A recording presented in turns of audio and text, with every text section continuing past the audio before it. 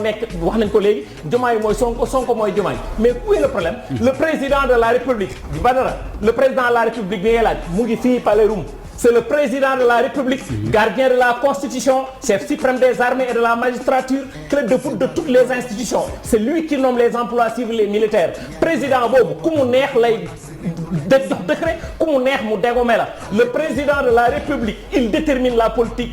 de la nation le premier ministre Ousmane Sonko il exécute la politique du chef de l'État et il exerce la plénitude de cette fonction en tant que chef du gouvernement kii di nekk wax nañ ko léegi Diomaye mooy Sonko Sonko mooy Diomaye mais où est le problème le président de la République Badara le président de la République bi ngay laaj mu ngi fii Palais Roum c'est le président de la République gardien de la Constitution chef suprême des armées et de la magistrature clé de voûte de toutes les institutions c'est lui qui nomme les emplois civils et militaires président boobu ku mu neex lay